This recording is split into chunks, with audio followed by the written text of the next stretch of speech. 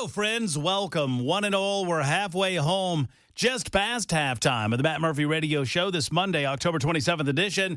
It is Halloween week. We're all spooky in here. We're dressed for the occasion. Jackson wants us to dress up on Friday. We're taking votes on that. Exactly what we would dress as remains to be seen. I might dress as a nationally championship-winning college football program. I don't know yet. Or maybe an award-winning radio show.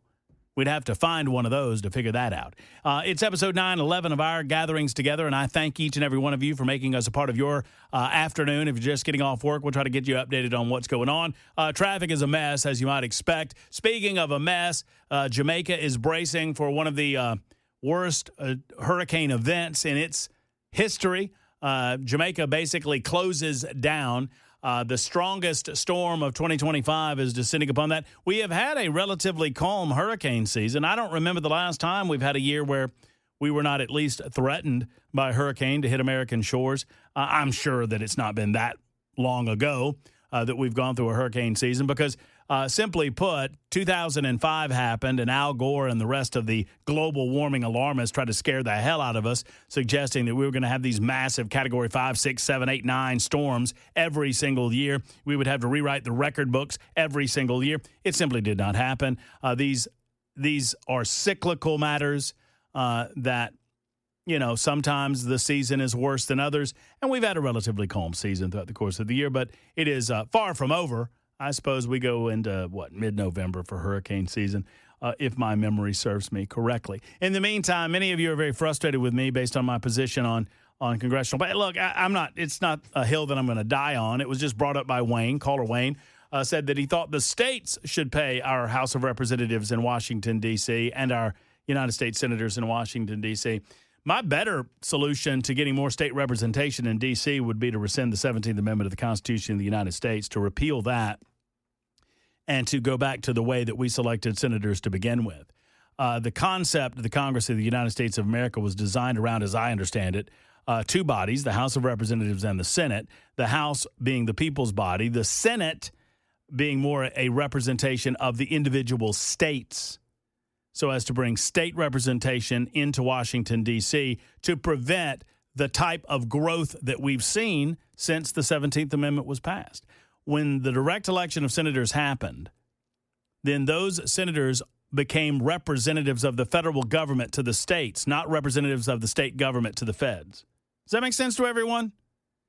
So now, try as they might to insist on small government, people like Marsha Blackburn and Bill Hagerty are incentivized to bring the largesse from the federal government back to the people of the state of Tennessee. That's how they feel as if they get votes. Even conservative members of the United States Senate are representing the federal government to the states, not representing the state government to the feds. And that amendment has done more to grow the size of the federal government than anything else in American history, and I believe it should be repealed. I think that would take us a long way to getting back to states' rights and remembering the 10th Amendment is there for a reason than anything else.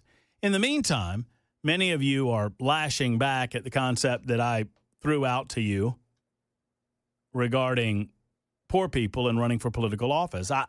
Look, I'm not telling you that there should be a rule. I'm not telling you that there should be a law. I'm telling you my personal conviction on the matter.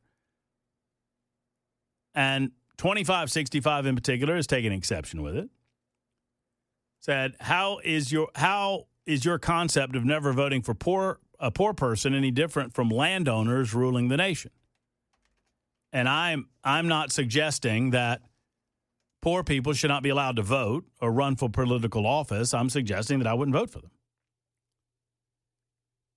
And here's another one. You stated emphatically that you would not vote for a poor person. I don't see any difference between that and the feudal system. Well, I'm offering you my personal conviction on the matter. I'm not suggesting that we should prevent poor people from running or from voting, certainly. But I stand by what I said. If you can't manage a household budget by the time you're in your mid-30s, I don't believe you have the tools to manage a congressional district in the best interests of the people. That's it. That's it. I mean, you can say that, you can suggest that I'm elitist all you want, but if you are a high achiever, you'll figure out. That is not to say that there aren't many high achievers that do not view the world in a materialistic fashion. I would like to believe that I do not view the world in a materialistic fashion. My goal is not to amass the maximum amount of wealth that I can possibly amass. But if you reach a certain age and you have not figured out how to live comfortably and at very least, I mean, I don't believe that this is an elitist take on who I want representing me. Besides, people who are less secure financially are more apt to seek that in Washington, D.C. And I think we need fewer and fewer of those people in Washington, D.C. Those that go to Washington, D.C. for a pay increase are some of the most corruptible. 12 minutes after the hour. In the meantime, SNAP benefits will end the stalemate, I predict. The expectation is that SNAP benefits will be on the chopping block come November 1st, and I believe that this potentially could end the stalemate in Washington, D.C. that has been created by the Democrats. In the meantime, Senator Marsha Blackburn is co-sponsoring a bill last week to ensure that the Supplemental Nutrition Assistance Program, known as SNAP, formerly known as food stamps, receives full funding during the government shutdown. The Keep SNAP Funded Act would require the federal government to provide necessary funding to ensure SNAP benefits will be sent to people during the shutdown. Also, the bill would provide food stamp benefits to people who have missed them since the beginning of the shutdown. Oh, more freebies. That's nice. Blackburn said in a statement provided to the Tennessee Star, and I'm reading from an article in the Tennessee Star now, that, quote, roughly 1 in 10 Tennesseans receive SNAP benefits for food assistance. They shouldn't have to worry about where their next meal will come from because the Democrats are holding government funding hostage to appease their far-left base. Blackburn co-sponsoring this bill with Senators Josh Hawley, James Langford, Susan Collins, Bernie Moreno, Kevin Kramer, and Lisa Murkowski. Today is the 27th day of the government shutdown, now the second longest in American history. The shutdown, 8 days from tying the longest one ever, which occurred during Donald J. Trump's first term in office. SNAP benefits will remain in doubt after October 31st, Halloween. The U.S. Department of Agriculture says that on November 1st, food stamps will not be issued. Bottom line, they will run dry. If SNAP funding is not provided next month, it will affect 691,000 people in Tennessee, including approximately 268,000 children.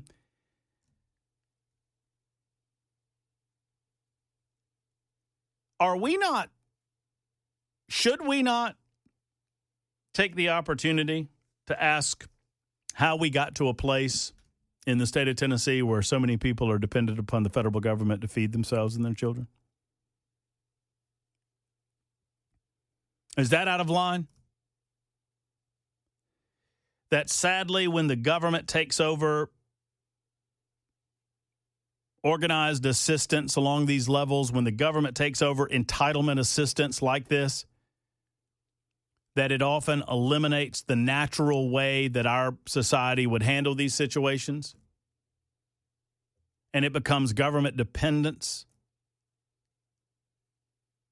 What I mean is, I believe the natural way that our societies, absent the freebies from the federal government that will simply pile on the burdensome debt that we've already grown to $38 trillion. Absent that,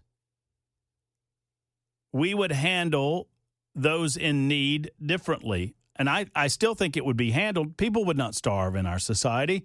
We have church organizations. We have the MANA organizations. We have food banks that are privately funded, charitably funded. We have many great charities across this state, many great community organizations across this state, many church-based organizations across this state. Are the C's not the way that we should do this? Community, charity, church foundations, family, and extended family, as opposed to immediately jumping all of those things and going right to the federal government and demanding a handout. sadly, oftentimes the two don't coexist. And when the federal government swoops in and takes over organized entitlements, those church-based organizations, those community-based organizations, those charity-based organizations suffer as a result and oftentimes cease to exist in the communities that need them most and are replaced by government dependence.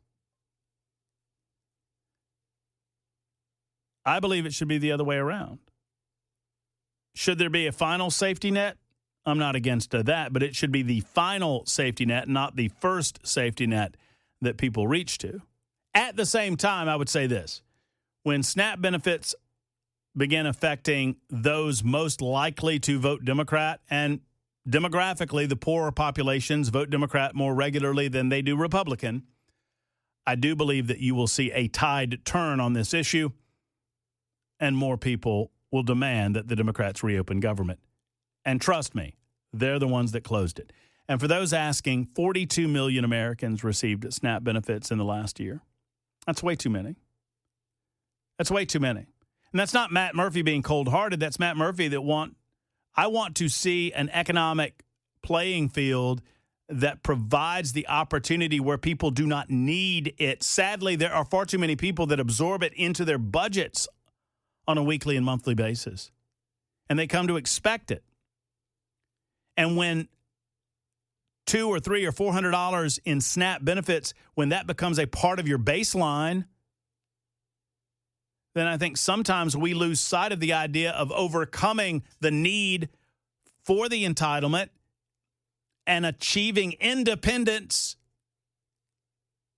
absent any demand from the federal government or from the taxpaying citizen. I hope that makes sense.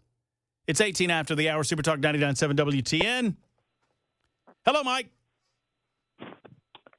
How you doing, Matt? I'm great, Mike. Thank you for asking. Listen to you, and I always listen to you, and we fight every once in a while. And what I'm saying is, right now, we're in a critical situation. We've got elections coming up next year, midterms, right? So we have got now $38 trillion of national debt and $2 trillion of yearly debt. Now we have elections coming up, and you made a very, and I'm going to say this, and I hope you don't cut me off, a very stupid, ignorant statement that we need to pay congressmen and senators more money so that they might become more honest. That's not what It's not what I said. Oh, okay. So, but you want to pay them more. That's not what I said. I said I don't think they're paid enough. Well, that means you have to pay them more. It's not up to me to pay them more. That's a distinction with a difference, Mike. Okay. But go ahead with your comment. All right. So let's say that we pay them more to go up there to Washington and represent us across the country and then do the right thing. Did you know that most congressmen, 98%, senators and congressmen are already millionaires or going to be millionaires? Mm-hmm. Did you hear that? Did you conveniently miss the part where I said that they would no longer be able to engage in stock transactions during their time in service to this country? Oh, I agree with that completely. Like Nancy Pelosi. Then, Mike, where do they earn most of their wealth while in Washington D.C.? It's called contacts. It's called and how do they utilize those contacts to their financial benefit, Mike? Come on, you can do this. Yep. Stock transactions. There you go. Buy stock and get into the Defense Department, which is billions of dollars. I agree with that, 100%. So what I'm saying to you, Matt, is that don't say we need to increase their salaries to do the same dirty things, which you kind of did. No, I didn't. Well, if they can't do the audience heard what they heard, and they can agree or disagree with me. But and you're welcome to listen to whatever portion of the show you want. Well, I listen to you a lot. Well, I'm glad you do. And you do. You do a good thing for society. You do good things for Middle Tennessee and all that. And because I do disagree with you on a lot of things, But one thing I really, really disagree with you is we need to get rid of these damn politicians, and the only way is to vote them out. Why? What do you think would happen if we paid them nothing? You know what? Then we wouldn't have corrupt people running. And so what I'm saying is that if we was Abraham Lincoln rich or poor? I assume he was, by today's standards, poor. Poor. Yeah. Who did he become? One of the greatest presidents ever. So what we do is say, you know what? If you want to run for Congress or Senate, run on your own dime. We will give you a stipend, but that's it, and you're only going to serve one term, 2 years as Congress, 6 years as senator. All right. That's it. Mike, if you need a hug, and I feel like you do, I got somebody for you because Jackson Williams is ready, willing, and able to give you. Is he young? Is he young? Oh, yeah. He's I don't like that question. He's a youngster. Mm-hmm. Now, what that means, he's looking forward to the United States of America being not only $40 trillion in debt by the end. Where does he think we're going to be in 2-3 years? $50 trillion in debt? I don't know, Mike. I'm Mike. Thank you. I don't know where Mike was going with that, but I think it best just to leave it where it was. I asked Mike if he wanted a hug because Jackson was willing to hug him. And his first question was what, Jackson?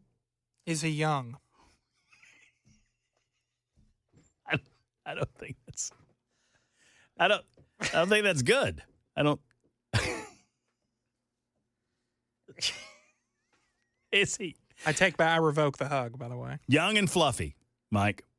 Young and fluffy. Go to break. 23. I have good news. A lot of people are offering to give Jackson a hug with no strings attached, and many, many others are offering Jackson a hug if they can slide into Neyland Stadium with him on Saturday afternoon to watch the Vols take on the Oklahoma Sooners and sit in Patty Pie seats.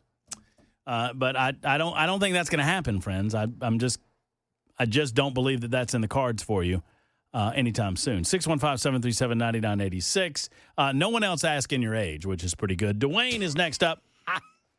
Hey, Dwayne, what's going on? Hey, buddy.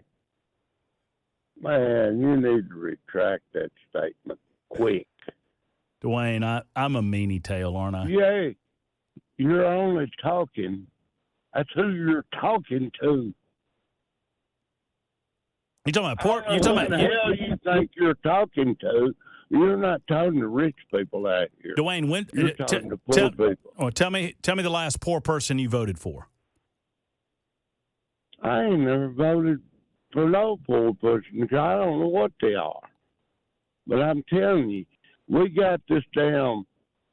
I'm not knocking it. Dwayne, I promise you. Dwayne, I promise you that I grew up poorer than most of you. Okay? I promise you that. So I'm not going to take lectures on what it means to be poor and what it means to grow up poor. I promise you. I ain't lecturing you. Well, sounds like it. You the one said it, not me. Well, tell me what poor person you'd vote for public office and why. I vote for a whole lot of them around here in Lewis County. Yeah, and you believe that they'd do better? Right, you believe they would do better representing you than they've done representing their own financial interest in their life. You're damn right. I believe they would. Okay. Well, good luck. Okay. I mean, it's not a knock on the listeners of this show. Dwayne, I promise you, I'm not knocking you. And Dwayne, you seem to take it personally what I said. And it's not a personal, I'm not casting aspersions, as I like to say, about your personal financial situation. I'm just telling you the truth about how I feel. I'm not telling you how to vote. I don't tell people how to vote. I don't endorse because I don't tell people how to vote. But good luck to you. Love you, buddy. I appreciate you listening to the show. But I promise you, I'm not about to be lectured about what it means to be poor, what it means to grow up poor, and what it means to find some level of financial security, because I've been there and I've done that. It's 30 after the hour on Super Talk. All right, back to your calls coming up. Super Talk 99.7 WTN coming up first. However, we'll slip over to Nincompoops in the news. That's in moments. There is a Louvre heist update. Is it wrong that I'm kind of sad that, I should not be sad that a couple of people got caught, but I'm kind of sad that a couple of people got caught on the Louvre heist. I want to be a part of a heist. You ever want to be a part of a heist, Jackson? Don't you feel like you'd be part of something special? We could do it. A heist indicates more coordination and more class than just a regular old robbery. Anybody can rob a place. But if you engage in a heist, that means you got somebody back at home base. Like Ken Weaver's back on the computer at home base. He's coordinating the heist. And Jackson, you're in charge of doing some aspect of the heist. And I'm over here doing some other aspect. And we got teams of people engaged in the heist. I want to drive. You want to be the driver? Yeah. You're the driver. There you go. Are you good? You'll find out. I hope Weaver's good. I'm all right. Weaver, you in on the heist? Let's go. Come on. What are we taking? Yeah, what are we stealing? I don't know. Other than Oklahoma's playoff hopes. I think my man Williams is singularly focused. Brother Jackson is, I'm going to be pretty useless this week. I'm not going to lie to y'all. Got my mind on Neyland. Have you ever sat in better seats? I can't believe I'm even asking the question. No. Not even close, right? No. 50-yard line. I bet you'll have somebody asking you if you want something to drink, Mr. Williams. I'm serious. I bet you'll have people. Patey Pie's got people down there, right? I'm looking forward to the experience. I hope they got plenty of tissues for all them tears you elites are going to be crying in those suites. Oh, they'll just go inside and have another beverage, Ken. You know what the great thing about those elite seats down there, Ken? What's that? It once the Sooners whoop on them, yeah, it's a much longer walk to the car for them to think about what they've done. Oh, no, we've got a nice exit. I am neutral, baby. I am Switzerland at all of this. I'm not picking sides, but I'm going to tell you this. I want to win Nincompoops in the news. Super Talk 99.7. I'm going to win today, man. Jackson Williams has given himself another nickname, according to the Super Text line. We've got Y2J, J Willie, Action Jackson, Reaction Jackson. Those are the official. Fraction Jackson. And now Honey Buns Williams. Based on your knowledge that a honey bun is a great item to screw with somebody on their automobile because it's hard to get the sugar and the glaze off. He said to smear it on the back Especially if it's raining. That's what he said. Said smear it on the back window. Get a little wet, it's over. Just moot. I bet you if you poured coffee on it, it'd come off. You think? But then you're worried about breaking your windshield. Yeah, you do have to be careful about that. Please him. No, never mind. I can't. I don't know what this means. I've officially been stumped by a super texter. Tell him to are stealing ice cream. Oh, tell him you are stealing ice cream. We're not stealing ice cream. That stuff will melt. All right, it's time for Nincompoops in the news. Super Talk 99.7 WTN. It's our time to break down news stories that you might not have heard about. Well, identify the Nincompoops and then roll from there. I do not remember who won on Friday, but I think it was me. I think it was me, so I'm going first. No, I won. Well, I'm still going first. You can tell me your story on Friday. You can go first. If I can tell you the story that I presented to the American people and the state of Tennessee on Friday, you're telling me that I get to go first? Yes. All right. Well, yeah, all right. Let's, yes. You go. I'm glad you didn't turn that one around on me. All right, man arrested for sending lit cigar through bank drive-thru. A Bath, New York is where this comes from. A Bath man was arrested in September after police said he intentionally placed a burning cigar into the money chute at a Steuben County bank and sent it into the employee inside. Jacob R. Frank of Bath was arrested on Monday, September 15th. On the charges of assault in the 3rd degree and reckless endangerment in the 2nd degree. Both Class A misdemeanors, as stated in a release from the Village of Bath Police Department. On Monday, officers were sent to the Chumung Canal Trust Bank on West Morris Street in the Village of Bath for the report of an employee who had inhaled smoke from the drive-thru money tube. Upon arrival at the scene, officers learned that a man, later identified as Frank, had intentionally placed a lit cigar in the bank's transaction tube and sent it to the employee working the drive-thru, the release said. Police said that the employee inhaled smoke from the burning cigar, resulting in the need for medical attention. Following more investigating into the incident, Frank was arrested and charged with the above-listed crimes. I cannot read today. Frank was given appearance tickets and is scheduled to show up in Bath Village Court in the future. Was it a regular cigar? I bet it was a cigarillo. You think? Nobody drives around smoking a cigar anymore. I was hoping that it would, a blunt. Take you a hit of that. I think I would have said weed. Yeah, probably so. Plus, if you're going to do that to somebody, you're not going to waste your weed. So did they say why he put the cigar in that? No, I want to know more about this. Like, was he upset? I'm assuming. He's disgruntled. Disgruntled. Yeah. Well, he wasn't gruntled. I promise you that. He was disgruntled. He was disgruntled. Well, now that fellow's facing some charges, I suppose. Is. Well, that's what happens. Well, it could be assault, too, for making that. Oh, he got an assault charge. Yeah, I mean, if you were the teller, would you elevate this to the cops? I don't think I would. Depends on how sick you got. I mean, I don't know. I guess you got to nowadays. You don't know what's in the cigar. You don't know what's going on. Also, that's got to be a fire hazard of some kind. I mean, I understand that, but I'm thinking of that little metal tray, right? No, it's like the tube. You know, when you go. Oh, yeah. I didn't hear that. Oh, he put it in the tube? Yeah. Oh. So when that person opened man, it up, it was full of smoke. Freaking love those tubes, man. They're so cool. I want to send other things through those vacuum tubes. Shoop. Like a cigar. Shoop. Maybe he was just curious. I just love going. I wonder what happens when I. Shoop. Y'all know what I'm talking about. I'll show you. Shoop. They have those in mail rooms in big cities. Yeah. Shoop. Elf. Yeah, Elf. Adam. And then in Polar Express, they ride around in them. Shoop, shoop. Love those things. Ken, I think that was just an elevator.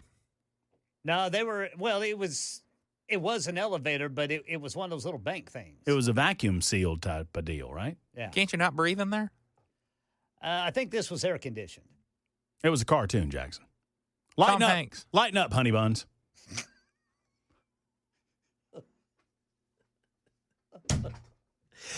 Made yourself laugh there. Yeah, I did. I'm sorry. I don't like people that laugh. Can I hear you laughing back laugh there? at their own jokes. I can't let Brother Jackson know where I park now. I know. Well, not this way. He's going to take a honey bun to my windshield. He is. I would never do that to you, Ken Weaver. He is. Thanks, Brother Jackson. Well, I mean, think of the wife and children. Now, Jackson. Matt is getting a honey bun to Ken the car. is. What? I don't have anything to do with this. I'm playing Florida. A New Jersey woman has pleaded guilty to a 4 a.m. torching of a man's home after he fell asleep inside and stood her up on a booty call. Oh. In a court hearing Friday, Taja Russell, 35, copped to aggravated arson, a second-degree felony. In a plea deal, prosecutors have agreed to recommend an 8-year prison term in which Russell will be statutorily required to serve 85% or more than 6.5 years. Russell was indicted on 5 other charges, including attempted murder, aggravated assault. As a part of the deal, prosecutors will move to dismiss those counts when she is sentenced this coming January. As detailed in court records, Russell had traveled to the Woodbury home of victim Curtis Strokes. Pause for effect. That's a coinkydink. Who told the police that he, quote, invited the defendant to his residence to have sexual intercourse, end of quote. I think this is actually his name's Stokes. It's not Strokes, but I'm going to keep it at Strokes because it sounds better. I'm just making it up as I go along. I misread it. Strokes added that Russell was a, quote, don't laugh, Murphy. I'm going to start the sentence over again, y'all. Y'all ready? Strokes added that Russell was a side piece with whom he had been having sex on occasion. The pair's pre-dawn communication consisted of Russell telling Stokes, hello, to which he romantically responded, I'm quoting, bring your ass, end quote. By the time Russell arrived, Stokes had fallen asleep and did not respond to the door. Incensed, Russell sent a text message complaining, you wasted my money to come out here. Receiving no reply, Russell then texted a series of threats. You smoked. I see you want to die. I swear to God, I hope you do. Russell then went to a Conoco gas station and purchased lighter fluid, matches, and a cigarette lighter, returned to Stokes' home and set a fire outside of his rear entrance of his house. And he escaped, thankfully, unharmed. Stokes told police he awoke to the smell of smoke and was unable to leave via the door. The fire was too intense. So there you go. Booty call turned into a burn-down situation in New Jersey. That's my nincompoop. Everyone involved, nincompoops for this whole booty call nonsense. Ken Weaver, you're a nincompoop. Louisiana man pretends to be a judge to get an inmate released from prison. The alleged ruse began in April when Adrian James St. Romain allegedly called the Calashoo Correctional Center in Lake Charles, claiming to be a local judge. He's accused of calling the jail to reduce the bond of inmate Demond Lynn Delahousse Sr. The man on the phone was successfully able to verbally reduce an inmate's bond to be released on recognizance, the sheriff's office said. Delahousse Sr. had enjoyed freedom for 2 months. It wasn't until Delahousse, who was in jail for aggravated assault, according to court records, appeared for a court hearing on July 17th. That's when authorities discovered the release had been granted under false pretenses, and the 46-year-old was immediately rearrested and booked back into the Calashoo Correctional Center. But that's not all. 42-year-old St. Romain was reportedly dedicated to following through with the alleged scheme. He's accused of calling the jail 2 more times in July, again impersonating a judge in an effort to set another fraudulent bond on the same inmate. He was unsuccessful, but detectives began investigating the suspicious calls. St. Romain was eventually named as a suspect who had been calling. St. Romain was arrested, and he is not allowed to use the phone. That's how we do it. But apparently, he got that old boy out. That guy was free for 2 months. I love it. All he had to do was make a phone call. Yeah, this is Judge such and such. This is Judge Honey Buns. We're going to need to go ahead and get Weaver released from jail on his own recognizance. Boomer Center. I love Louisiana names, man. Calashoo, Delahousse, Jebediah, blah, blah, blah, boo. That's how we play Nincompoops of the News. You can vote Weaver. You can vote Jackson. You can vote Matt Murphy. Super Talk 99.7 WTN. Coming up, our official Murphy Movie Mayhem payoff. That is on the way next. Super Talk 99.7 WTN. Not a lot of time, but just enough time to get to this. That's right. In the spirit of Nincompoops in the News, we now turn our attention to Nincompoops at the movies. Oh, yeah. With young Jackson Williams and Matt Murphy. As Jackson and Matt have completed the homework assignment, we assign one another movies on Friday, and then we watch said movies over the weekend, and we give you our reviews on these Mondays. Jackson, your movie was Late Night with the Devil. What did you think? You know, Matt, first of all, I give you a heartwarming story about a group of people banding together to put on a show. And you know, Ken, you know what Matt gave me? What did he give you, man? Satan. It's in the title. It's right there. Late Night with the Devil, a movie I didn't expect to like as much as I did. Yeah, it's good. It is a possession horror type of movie where essentially in the 1970s, it is a kind of a found footage or a lost broadcast of a show called Night Owls with Jack Devoy. Is that right? I think so. Delroy. Delroy. There That's you go. what it is. There you Jack go. Delroy and his show Night Owls, his companion Gus. Obsession with Johnny Carson. Obsession with beating Johnny Carson, and he decides to have a Halloween special, and it goes haywire. The movie was very good. It's perfect length for me. A 90-minute movie, and it's nonstop. It just keeps going. You know, you meet the guy, do a little bit of character development in the first 15 minutes or so, and then it's off to the races. You're doing the show. Just constant escalation, baby. Escalation. Tension. A lot more kills in this movie than I thought there would be. Well, you know, and then you got to the part with the worms. I hated. That was great. I hate that scene. I didn't like that scene either. It just made me queasy. Gross. Gross. Because I went back and watched part of it to see if I missed something, Oh, did you? and I said skipped over the worm scene. Oh, did you? I was like, we can fast forward through that. But essentially, there is a demon child, and the demon child floats a chair, and then her head splits open, and she vaporizes half the room. Yeah. Spoiler alert. And it came out 2 years ago. How about the skeptic? I loved the dude who Oh. played the skeptic, man. At the end, where he's like, great. okay, all right. All right. All right, I believe you got now. me.